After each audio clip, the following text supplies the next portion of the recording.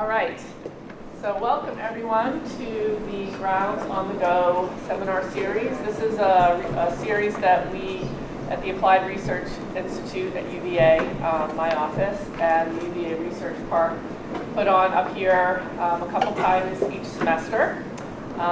So keep an eye out for the next one, which will be in May, and will be on the subject of the molecular biology technique CRISPR. You may have read about this in the news. We'll have a expert on that come and talk to us about all the good and bad things about CRISPR at the next one. But this one is Fiona Greenland, and we're going to talk about 3 myths about blood antiquities. So thanks so much for coming out.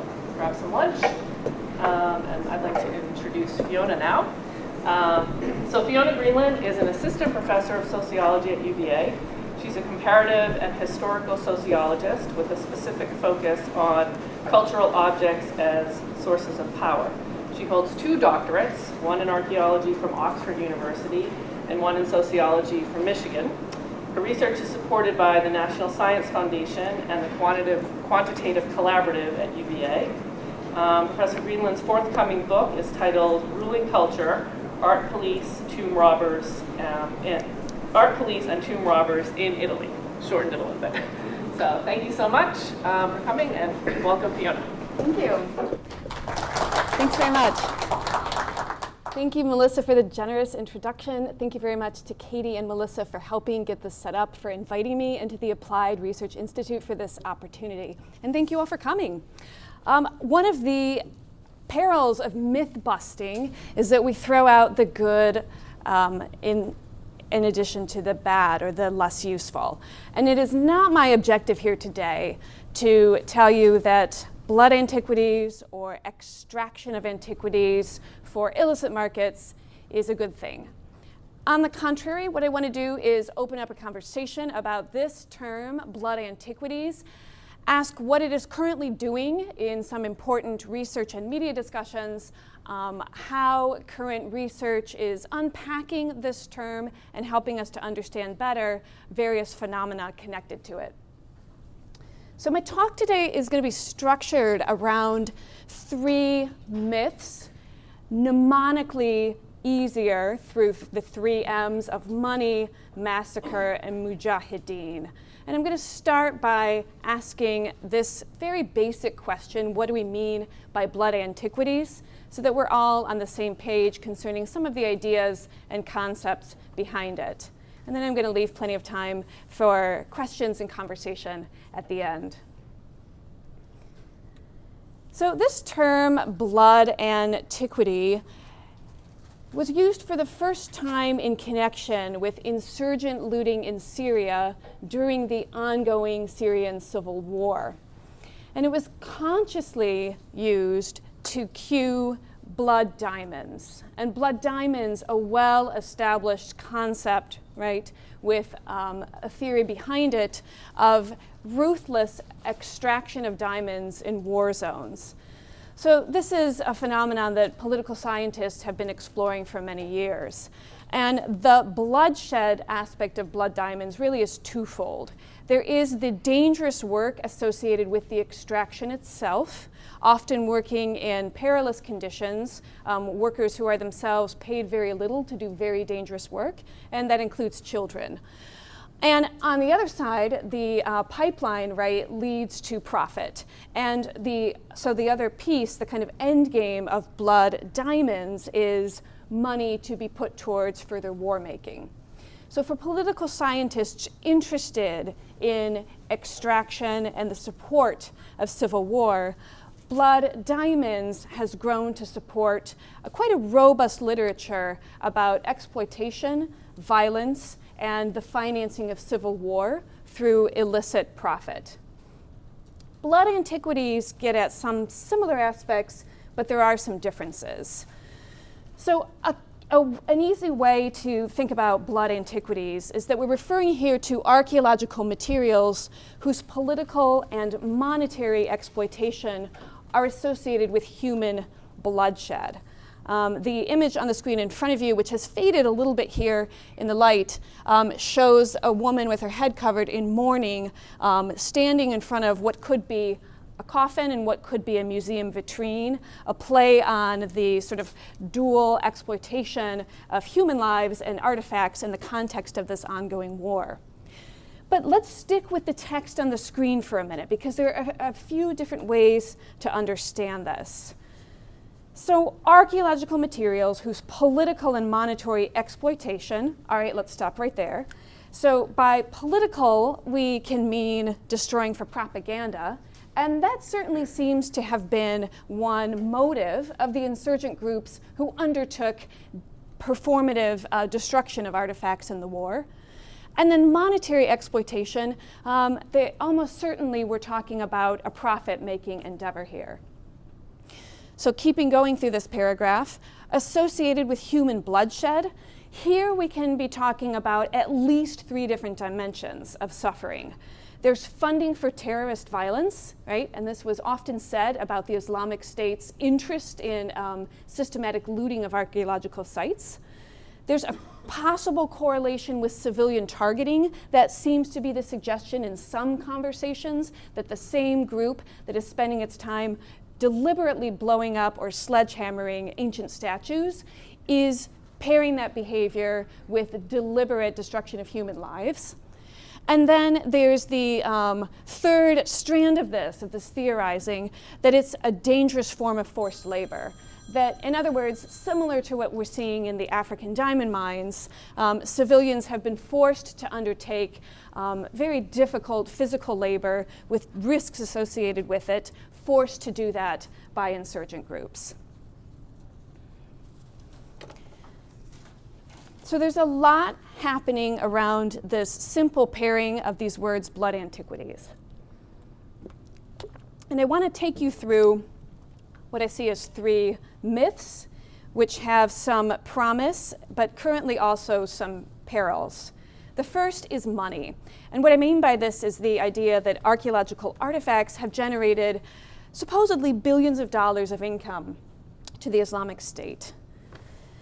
The second, the myth of massacre, which says that looting is correlated with higher rates of civilian deaths. I'm going to present you some data that suggest that this may be true, and that there are some important specificities that we want to attach to this. And finally, mujahideen. This is the myth that looting in the context of the Civil War, the dual exploitive model of both looting and destroying was an Islamic State quirk. Something, in other words, uniquely associated with this insurgent group. I'm going to explain to you why that's not a helpful way of thinking about it, and also explain why current data show that that's just not true. So let's start with this first myth, and that's the myth of money. Here we have a screenshot of a headline from the Washington Post. In September 2014, the Islamic State sells blood antiquities from Iraq and Syria to raise money. Around this time, 5 years ago, this was the headline, this was the story that was ricocheting off Western media, and it took root around a specific case with some specific numbers. So you might recall that in May 2015, US Special Forces raided the home of a top ISIS official called Abu Sayyaf. And they discovered in his home receipts that seemed to document the sale of antiquities. You have a photo montage, not put together by me, but by an archaeologist called Paul Barford. The reference is there. And what the Special Forces recovered was a fascinating trove of documents, a combination of what seems to be sales receipts, as well as extraction permits or looting permits. And there are a few digital copies of these looting permits still on the web with redacted information. But it did seem to be the smoking gun. Here we had a top ISIS official with some clear documentation of involvement in the transfer of antiquities for money. So this story had attached to it a particular dollar figure. I'll just follow through from the top of the screen. In the gray box, you have screenshots of text from actual media stories. The top, it says, antiquities plundering and trafficking is estimated to turn a $7 billion underground profit, according to Francesco Banderin, Assistant Director General for Culture at UNESCO. That's about 1/10 the size of global drug smuggling operations, he added. All right, then we go down and we have another story. This is from 2 years later, but we see that the same idea or the same data point is out there. Despite a near universal outcry over the Islamic State's actions, few countries have shown interest in imposing new restrictions to curb the booming trade in antiquities, estimated to be worth billions of dollars a year. $7 billion is a pretty big number. Anybody have an idea of how that relates to the total art market value? Globally, about $250 billion. For ISIS alone to have somehow constructed a $7 billion profit out of antiquities would be quite the marketing feat. But let's think for a minute about where the $7 billion came from. So it does trace back to this guy, Francesco Banderin, in a 2014 press conference with reporters. And if you watch this press conference on the web, you'll see that actually he says nothing about ISIS profit during this entire conversation, which is really geared more towards destruction and civilian suffering. That's UNESCO's brief at this moment in time.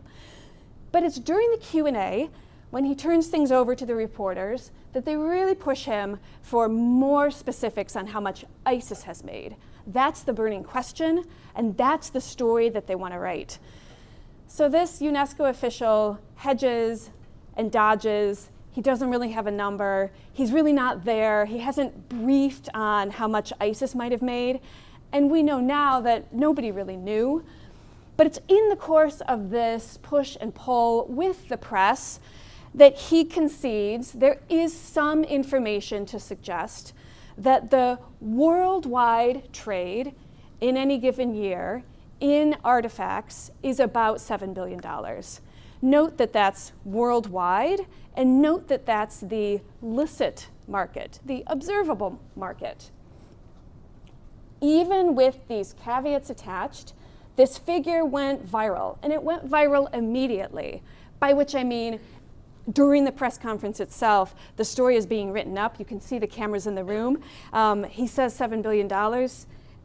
It's as though they type $7 billion and tweet or send. And it goes viral immediately, but as the story of ISIS making $7 billion a year from antiquities, not everybody put together across the globe. And this also triggered media circularity. And by this I mean media sources are quoting each other as evidence. He, Francesco Banderin, and UNESCO quickly fall out of the story. NBC is citing CNN, is citing Vox, is citing et cetera, right? It's this media circularity, so this is giving the number credibility. Further credibility comes when national leaders and policy figures repeat this number, go on news shows, or are interviewed and expressed grave concern about ISIS's profit from antiquities at $7 billion. That further gives it credibility and it sticks. And although later in 2014 and in 2015, there was some walking back, those later downward estimates were effectively ignored. So I now want to present some work that I've been engaged with through a small group, started at the University of Chicago when I was there, and it's called the Mantis Project, Modeling the Antiquities Trade in Iraq and Syria. And we started with the following problem. So satellite images did indeed show us that looting was happening, and it was happening extensively. And in fact, it was happening at a scale and at a pace that we had never seen before. Even in a region with a long history of looting, what surprised all of us was how effective certain insurgent groups were at setting up shop and in bringing in diggers. Sometimes hundreds of people working simultaneously at a site intensively over the course of a week and then moving on. So that level of extraction really was novel in this situation. But you know, satellite images are good at showing that drilling part and maybe some details about how many people are there. but it really doesn't tell us what's coming out of the ground. And we figured that until we understand that piece of it, it's actually really difficult to attach any price to looting because we don't know what is being sold. So we started with that problem. Satellite images show the extent of looting, but they don't tell us what the looters find. So we chose as one of our cases this splendid ancient city in Syria called Dura-Europos. This was a vibrant multicultural city founded as a Roman fortress town. You can see the evidence of the Roman town planning in the very careful grid system. So when the Romans fanned out across their empire and set up soldier garrisons, they had effectively quick blueprints for how to build a town. They could do this quickly. So you see on these like very clear 90-degree axes, north, south, and east-west roads. And then a very clear demarcation here, just left of center, that's the boundary wall. And you can probably see then the grid system ends as you leave, and then it's a bit rough and pockmarked. That's the necropolis. So the Romans buried their dead outside their cities. The necropolis, too, shows evidence of looting, and in fact, that might show up a little bit better here, right, with these pockmarks. It's like a Swiss cheese landscape. But let's get back to the interior of the city. And I want to draw your attention to the two shaded squares. What we knew about this city, Dura-Europos, included the following. It was extensively and scientifically excavated by a team from Yale University in the 1930s, working with French archaeologists, the French at the time being the colonial officials in charge of the region. So in excavated areas, we have very meticulous records of what was found. And because this is a grid system with a carefully recorded history of space use, what we also figured was that for the looted areas, we could make some educated projections based on the empirical facts of what was previously recorded, right, as being brought out, projections onto what would have remained. Because the Yale team only excavated about 40% of the city. So what we are doing is some statistical projecting. What might have been left behind by the Yale team, therefore what might have been left for the looters when they arrived. So in fact, we developed our statistical model on two different sites. Dura-Europos, the one I just mentioned, in addition to being a Roman garrison town, it had a thriving Greek population. So that means that the artifacts that we find here come from both Hellenistic and Roman cultures, and those are some of the most expensive and sought after items on the market for antiquities collectors. So we generated a database of over 11,000 objects that were removed from the ground by the Yale excavators. And as I mentioned, this was about 40% of the site excavated. And these were high quality objects. Dura-Europos is an archaeological gem. Some of the best preserved Roman weapons, leather sandals, sword hilts, breastplates, helmets have been found here. There was a catastrophic battle here and many, many soldiers died. And due to preservation conditions, lots of materials were left. That's a very rare find archaeologically, so it's also helpful to us because we can trace out where these unique objects travel through market circuits. Then traveling to the right here we picked a very different kind of town for comparison. Also a town in Syria and also a town that had a strong excavation record, but this is a Bronze Age site. So remember that ancient Syria has several thousand years of civilization before the Romans show up. We wanted to have another kind of site that was maybe more representative of what we would find at those kind of sites. So we picked a Bronze Age site, and here we had a smaller slice of the archaeological record. Only about 10% of the site was excavated, and we're calling these average quality. So these are not standout museum pieces. And you know, that's important too, because your average, everyday Bronze Age dweller didn't have standout museum pieces in his or her home. ordinary things like utensils and pots and tools, right? So we also felt that in order to have a balanced comparison, we want a place like maybe a little more Charlottesville and maybe a little more LA, a little flash, a little everyday, right? So think about it that way. So the key to this is machine learning and statistical modeling. So wherever you go archaeologically, you've got lots of data. And one of the hardest things for archaeologists is really to rest on what's most important and what you can check out.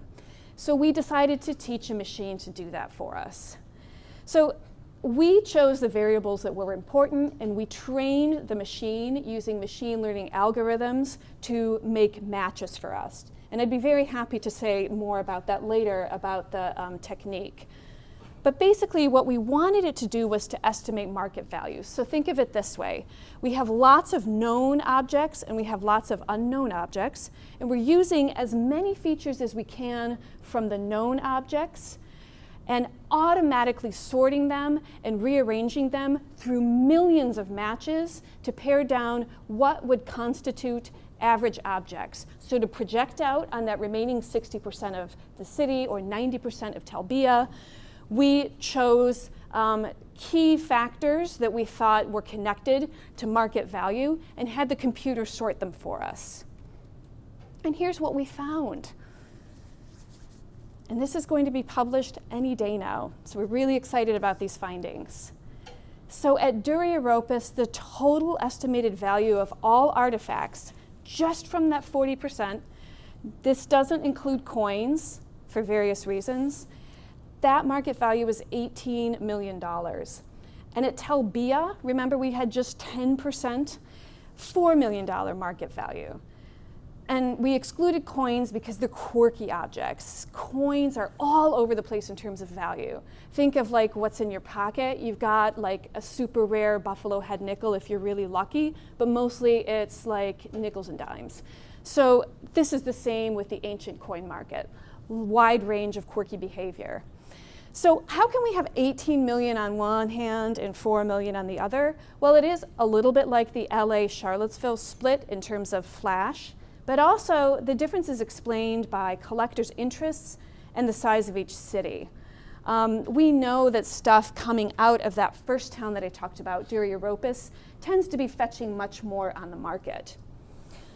So these are, for us, really exciting numbers. This is the first time that a team has been able to say, here's what the market value is for an entire site.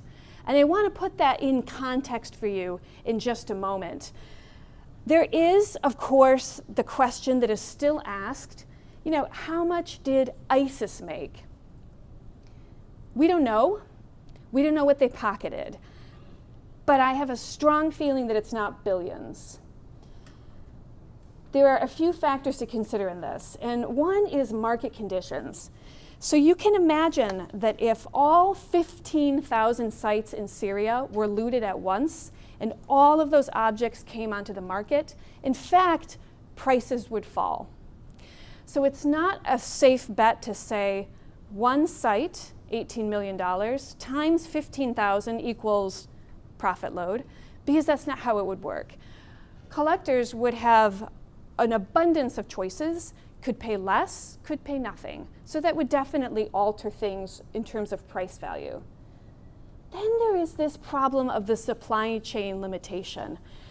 So a basic way of thinking about this is, where did ISIS fall out of the supply chain? And I'll show you a picture of a supply chain in just a minute from the world of antiquities looting that can help to make sense of that question. And then there are the materials themselves. So, guess what? Your average ISIS looter isn't very good at excavating. They destroy a lot of materials accidentally. They use heavy equipment where a light touch is more appropriate, and they sometimes don't recognize what's really valuable. They have maybe a set of Indiana Jones stereotypes that they're working with on a golden statuette that would actually never be found with a Bronze Age site. So through that course of ruthless digging, probably destroying stuff that is among the most valuable and rare for collectors. But okay, those are just some of the factors. Let me tell you a little bit more about this problem of supply chain limitations. And the question can be thought of this way. What is ISIS's role in this trade? Now, this is a commodity chain pyramid of the legal market in Israel, put together by my colleague at DePaul University, Morag Kursel. It's one of the best approximations that we have, best schematics of how antiquities looting happens from source to market. There's a lot of activity on this pyramid. I'll just highlight a few of the most important aspects. So we have at the very bottom the looters themselves. This is what we can think of as the production stream. And they're the ones who know the countryside fairly well. Maybe looting runs in the family and they've learned it. They know the terrain, they know where to dig. And they're working with a few different people to move objects out of that hyper-local context of the dig site and into the distribution area. So at some point, a looter has something and passes it off to an overseer or a middleman and gets some sum of money. Now, we don't really know how much, but a couple of studies suggest it's 2 to 3% of the final asking price, like when you actually reach the collector. If you were to work back on the transaction chain, it ends up that the looter is getting 2 to 3% of the final realized price. All right, let's move up now into distribution. In the context of this case, you have licensed dealers who are licensed by the government of Israel to sell certain antiquities. So if any of you have ever been to Israel and been to the Jerusalem souvenir markets, you know that you can buy authentic artifacts for $50, $100. This stuff is fairly cheap, and it's meant to be at an accessible price point and small enough that you can put in your backpack or carry on and take home as a souvenir. And they're often cleverly marketed. Again, one of the most interesting things that Professor Kursel found was how savvy these vendors are. The same artifact that during Easter is marketed as coming from the time of the birth of Jesus or the death of Jesus is made into coming from the time of Abraham and the patriarchs at a different time of year. They will simply swap out the labels and the dates to suit the current American tourist interest at that time of year, maybe according to the religious calendar. So that's important for this story because the looters know that. They pay attention to that. And so what is selling, right, up at consumption feeds back to them, and that's going to condition the looters' strategies for where they dig, for what they bring up to the dealers, and for what they check out. So there, you have to think of this as having an active feedback loop. By the time you get to consumption, tourists, museums, educational institutions, and high-end collectors, you know, that production role has kind of been rubbed out of the varnish. You've got a nice, authentic antiquity with a license for export and some kind of documentation about its history. Whether it's from the time of Abraham or the time of Jesus seems to be irrelevant. What's relevant for these collectors is that they have an authentic object with a tangible history. So this comes back to the ISIS question because how much they made depends very much on where you think they fall out of the chain pyramid. And our best information to date suggests that they were acting more like looters and possibly middlemen, and probably not dealers, right? So they would have fallen out of the chain pyramid before the highest prices were realized. So we can keep that in mind as we continue to think about how much money they could have made. But I wanted to say, before moving to the next myth, that to back up quickly to the findings here, the universe of sites is important. And by this I mean, how many archaeological sites are there? So the best, most comprehensive index to date suggests 15,000 major sites. That's the figure I mentioned earlier. 15,000 major sites, of which one site, 40% of that one site, is worth $18 million. And we know that during the Syrian war, 3,000 sites were looted. One surprising thing about that is that ISIS were not the only looters in town. Some of the most vigorous, enthusiastic, and destructive looting we know was carried out by the Syrian army itself. There is also satellite information to suggest that US-funded allies participated in looting in some parts of the country.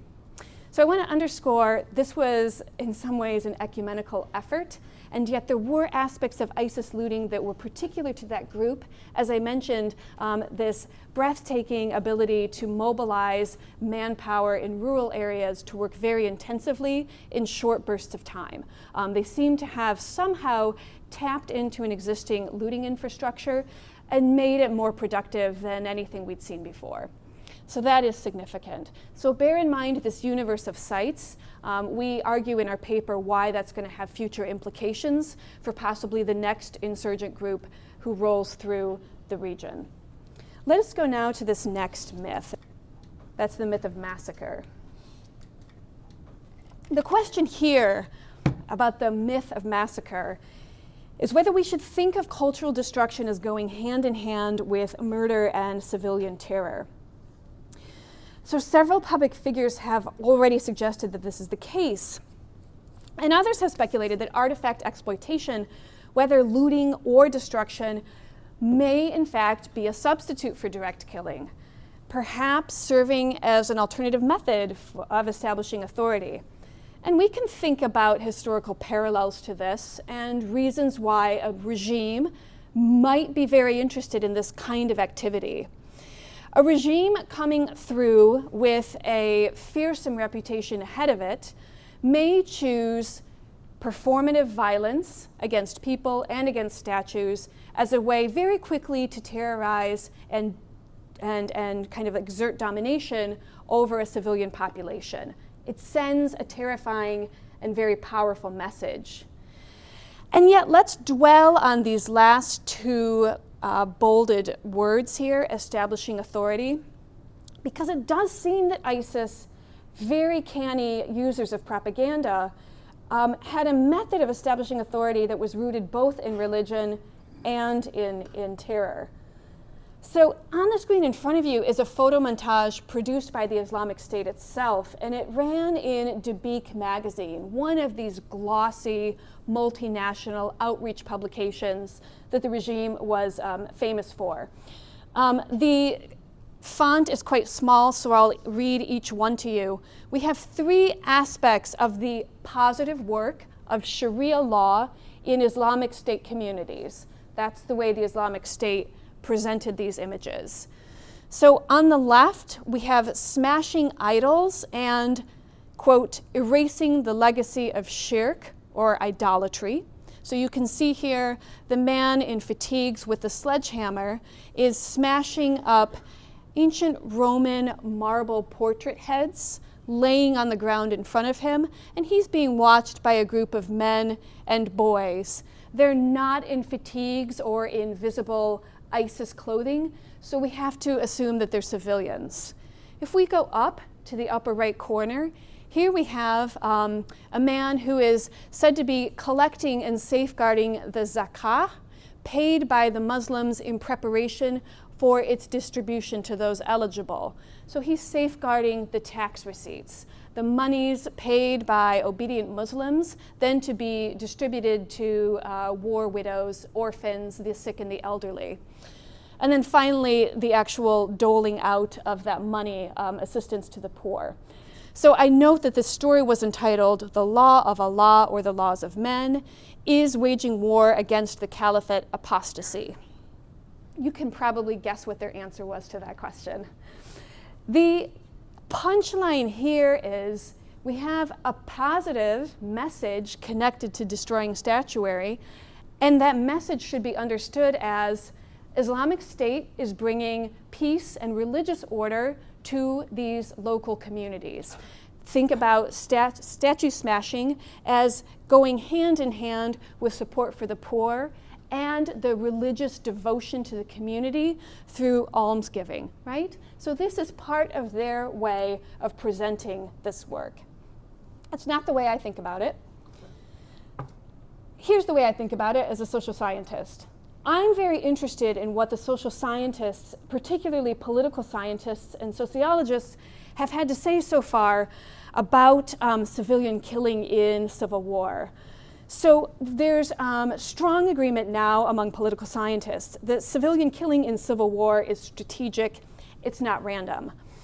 There are patterns and strategies and thought processes behind it, even though to outsiders it looks messy, chaotic, and madness. So a key term here, if I could take you to bullet point number 2, is extra lethal violence. Now this is a form of violence that goes above and beyond the call of duty. We can think here of, say, targeted attacks or executions that involve maiming, torturing, humiliating corpses, perhaps setting corpses on fire after the victim has already died, other displays, gruesome and bestial displays that actually are unnecessary. If what's necessary is to kill the person, the question is, why go all out for this like ritual humiliation and abuse of the corpse? But Lian Fuji has argued that even this should be thought of as having a strategic violence that has to be understood as having communicative properties at the local level. Very much the interest here is sub-state elite actors who are focused on terrorizing local opposition. That's a key piece of the ISIS story. Going down to the 3rd and 4th bullet points then, other findings from other political scientists. There's a suggestion that ethnic affiliation can serve as a proxy for enemy status when the actual group or party affiliation is unknown. And of course, we know that one thing ISIS did ruthlessly was to target and eliminate ethnic others who didn't fit in with their particular mission of Wahhabi Islam. And then finally, looting and terrorizing civilians plays a direct military role. It had been said for a long time to be a problem of soldiers gone rogue. That is to say, grunts who just got their first gun and are kind of slap happy with the trigger, and who are only under weak control of, say, the captain or the nearest up official. But more recent research has pushed back on that and said actually it's not a problem of weak control. Again, it should be understood as the flow of direct military control. But there are some key limitations to this previous work. One is that ideological explanations actually don't address the potential relationships between cultural violence and civilian deaths. Those other studies haven't looked at statue smashing, archaeological looting, blowing up museums, blowing up World Heritage sites, partly because ISIS has presented that stuff in a really new and dramatic and intense way. So it's kind of like a new case ripe for studying. Second, these strategic explanations of civilian deaths have largely overlooked extralethal activity in the cultural sector. And then finally, we just don't know whether cultural violence replaces, amplifies, or intensifies civilian casualties. So I want to take you now into some very new work, a project I'm involved with, funded by the Quantitative Collaborative here at UVA, that tries to answer those questions. And before I move on, I just want to ask whether anybody has questions about any of those points, things we know, things we don't know, or this myth of massacre. Great. Can I ask a question about your the pyramid? Yeah, the commodity chain pyramid. Specific, you can tell me to come back later. No. So at the top of the pyramid are legitimate organizations and people. Right. The base were all referred to as looters, which I presume you would deem non-legitimate, but maybe looter has a different definition than I know of. Yeah. So somewhere between the looting and the museum, something happens that takes an object from being stolen to being legitimately owned by a different group. So can you, is that, I mean, no, there's a question in there. Yeah, no, I think that's a really great question. I think what you're getting at is what's the mechanism and where is it located that legitimizes a stolen artifact. That's right. In that pyramid, looter refers to somebody who is excavating archaeological material from an archaeological site without a permit. In that particular case refers to Jordan. And in Jordan, to excavate an archaeological site, you have to have a permit, and it has to be approved. So right away, removing an object without a permit puts you on the wrong side of the law. But the argument in that particular pyramid is that that mechanism of legitimation is located in the shops in Jerusalem, and that the certificate of authenticity paired with an export permit, which is legal by the government of Israel, is what then makes it a legal purchase for your average tourist. So the tourist who goes into the shop isn't breaking the law with that purchase. That tourist may well be hoodwinked by savvy marketing, but it's at that point of the certificate that it becomes legitimate. And then Does that? So the museums, do they have any responsibility going back to the original landowner for legitimizing their ownership of the property? Yeah, so in fact that's a great question too, because there is a complex international legal framework going back to the UNESCO 1970 agreement, where member states agreed that the purchase of any antiquity had to be backed up with paperwork showing that the antiquity had been legally removed from the country. 1970 became the cutoff date, so objects removed before then didn't count. But yes, so if something is coming out fresh from Israel into the States, that's where that piece of paper, that document comes in. So there is a lot of work, as you can imagine, in the legal community and by archaeologists and anthropologists to tighten up that museum side of it. Yeah, thanks for that. Those are great questions. So now to go to this massacre myth. So the central puzzle for my team is this particular act that we're calling deliberate cultural destruction. And here you can picture the Islamic State deliberately blowing things up. And if you've seen any of the clips on YouTube, you'll know that these were often quite glossy affairs with music, with audio soundtrack, with sound effects, sometimes video game effects to enhance the destruction itself. So deliberate cultural destruction. We want to know, what are the underlying patterns of violence in such events? Do civilian deaths seem to go up, down, or remain the same during periods associated with deliberate cultural destruction? And then how about general warfare? Like, what is the deal with general warfare as this kind of ambient presence of violence throughout the setting? So here's what we're working with. We have 4 data sources for this study. I want to highlight 2 of them. So ASOR, you can see that logo on the left there, has been compiling eyewitness reports of cultural destruction events since 2014, and they have amassed over 1,000 of these reports. Those are the ones that we read and coded for this project. The bottom logo there, the Uppsala Conflict Data Program, this is really the gold standard and the go-to for political scientists interested in studying Civil War, conflict, and civilian deaths. Now, because what we're doing is temporal spatial work, their data are currently limited for how specific we can be with Syria, but they've still been useful. Mostly what we've been doing with the civilian deaths is working with the VDC. So 2 things on that. One is how many civilian fatalities we're actually studying. I don't want to get too into the weeds here, but I want to say the question of how many civilians have died in the Syrian civil war is still being hotly contested. Many people agree 6 figures. Now, whether that's 250 or 150, right? There's a lot of discussion of where that falls.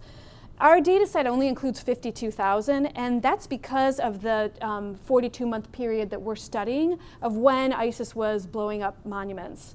But it's important to mention that 100,000 civilians had already died before ISIS arrived on the scene and began deliberate cultural destruction. So I wanted to mention that. It's very important for the study. So we are dividing up Syria, studying it according to its 14 governorate divisions. And what we're doing is looking at 3-month periods. So you probably know that Damascus is itself its own governorate. And for each one of these governorates, what we're doing is studying a city and the violence there, and then the outlying areas. That's kind of the pattern that you find throughout Syria, right? A major city, suburban areas, and then rural zones. So by doing that, we capture a range of archaeological activity as well as urban activity during the war. Our data baseline then, we have over 1,000 cultural site damage events in this period. Of these, we know that 776 were due to general warfare. So we're talking about airstrikes, shelling, and ground combat. There were 85 events that ended up being coded as intentional or performative. And 51 of those actually had enough dating accuracy that we could slot it into one of our 3-month periods. All right. So let's see what we've actually found so far. Preliminary findings out of the analysis. So this first chart is showing us just the city of Aleppo, and you've got 2 lines, one blue and one orange. Blue is showing us the number of fatalities, and those are the numbers coming from the VDC data. And then blue is cultural damage. Remember, this is from all sources. So this is airstrikes, missiles, general warfare. We didn't assume anything's targeted here. So, you know, at first glance, visual analysis would suggest this is a fairly unsurprising relationship. You see this massive surge in destruction, both in cultural site damage and in fatalities. When buildings start getting blown up, people get blown up, and so do cultural sites. Cultural sites here too, it's not just UNESCO World Heritage Sites or museums, but also ancient mosques, marketplaces. Many of these are interwoven into the everyday fabric of life in Syrian cities. Now you might ask, yeah, it's not surprising, so why don't those 2 peaks line up, right? When you have intense destruction from airstrikes, people are dying, and so is cultural site damage. Shouldn't they all be happening at once? What we think accounts for this lag in the peaks there, especially here between 2016 and 2017, is slight discrepancy in eyewitness reports and in when fatalities are actually recorded. And if people don't die immediately but take days or weeks or even months of lingering illness and injury due to the attacks, then there could be a lag in when the reporting happens. But we're comfortable with, statistically, with suggesting this picture. Another thing to note, though, is 2015 seems very low in cultural site damage at a time when civilian fatalities were peaking, dropping, and then peaking again. Partly this is a lacuna in the data, and partly it's to do with where the fatalities are actually occurring. Not yet in major cities with lots of cultural stuff. Now I want to show you a picture from Raqqa. So we've shifted to another city. And what's interesting here is that these lines are even more tied. So we can see here, especially from 2015 onward, we have airstrikes only when fatalities and cultural site damage seem to be moving in the same direction, more or less at the same time.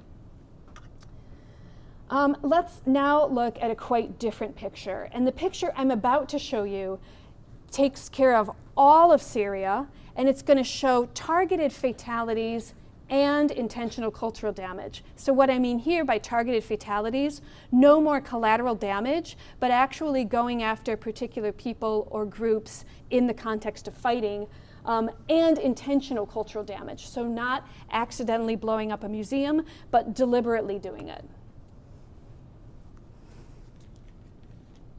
All right, let's think about what these lines are telling us. I have to ask, does anything jump out?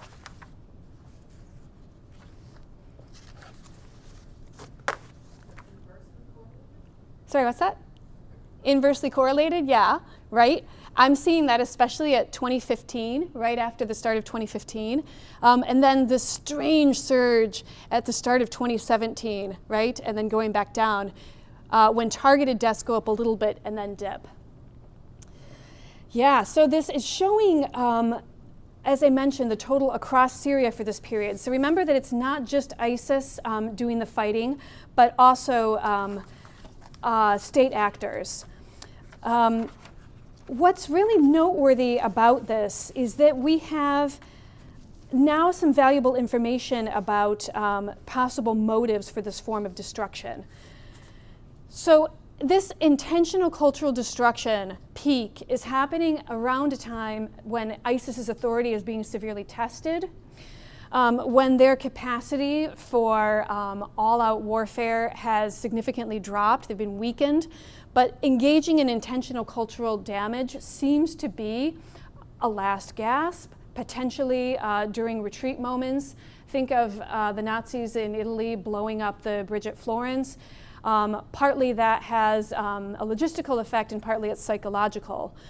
So maybe this is the last gasp of a desperate group, but maybe here too in early 2015 you have this targeted, like intensive moment of targeted civilian death in a way as the first establishment of authority. Once you've knocked out the enemies, you can see that blue line falls, and then intentional cultural damage rises, maybe displacing that, or maybe like cementing the fact that ISIS now has control. You realize we are still interpreting what these patterns are showing us. Please don't go home saying last gasp of a desperate insurgent group. That could be, and I'm also really open to hearing your thoughts and other perspectives on what we might be seeing here. So here's another chart that takes a slightly different approach. So this is showing the 182 observations of insurgent violence against civilians. So you can see these little bars here. So these are all fatalities from warfare, and then the targeted purposive fatalities. So that's all along here, and we can see how it rises and rises and rises over the governorates in 3-month periods. So we're really curious about this grouping of intentional damage events. And it does seem from these data points that most of that deliberate and performative damage occurred in this middle range of civilian violence. So that would indicate to us some insurgent activity, but not all-out warfare. So the key findings so far from this piece of work addressing the myth of massacre are the following. One is that the lion's share of cultural destruction and civilian deaths is caused by general warfare.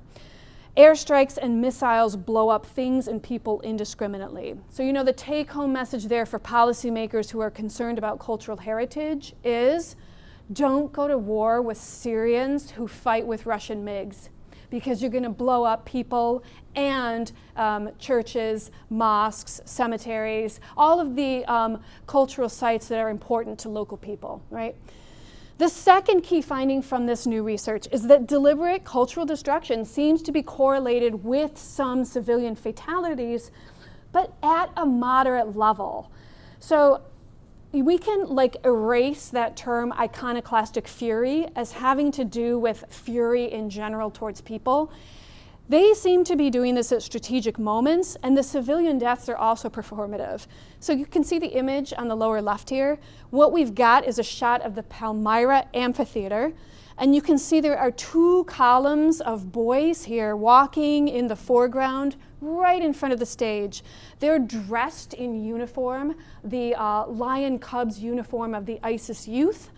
And in a minute, they're going to file either side of each other, come around the side entrance of the stage, and then each one will stand behind a bound victim and shoot him in the back of the head. So we have this amphitheater filled with an audience. We have the flag of ISIS right behind it, and then a very clear orchestration of violence aimed at Assad's regime, using one of the Assad family's favorite backdrops for festivals and political propaganda. So to think of this event alone nicely illustrates, devastatingly illustrates how they're bringing both forms of violence together. It's important to think about that. Finally, our data show, and that's the final bullet point here, and I want to highlight it, that this deliberate cultural destruction is correlated with looting. And this seemed to be an ISIS specialty, that they were destroying things while also perversely preserving them for the market. And now I want to take us to the last myth. This is going to be my wrap-up myth, and I have just a couple of points to say on this. So it would be a mistake to think that this form of destruction is unique to the Islamic State. There were some key features that made their activities unique to this theater of war. And yet the problem with that story is blood antiquities isn't just an ISIS problem. It's tempting to classify blood antiquities as a problem restricted to religious zealots or catastrophic civil war or cultural perversity, and that's because those ideas seem to confirm some general myths that we have about that group, about their motives, and about their morals. But this would be a mistake. Extraction of antiquities along with extraction of diamonds, right? Widespread problem across the globe. We know that conditions for looters vary and that so do their motives. The thing that ISIS figured out was that there was a ready-made looting infrastructure, sort of turnkey ready, that they tapped into, improved, and used to their benefit. The lesson going forward has to be that of those 12,000 sites that weren't looted, a looting infrastructure remains for the next group to come through the region. And that has to be a strong policy discussion going forward. I'd like to acknowledge my collaborators on the Mantis Project, James Marone of the RAND Corporation, Oya Topchuolu at Northwestern University, and Tasha Vorderstrasse at the University of Chicago. And on the Quantitative Collaborative Project, my co-author is William Greenland at the University of Virginia, and Grant Tabler is our undergraduate research assistant. And that project has been funded by the Quantitative Collaborative. And I'm really happy to take any questions right now or follow up via email. Great. Thank you, Fiona. That was fascinating. Thank you. So much. Thanks for your time.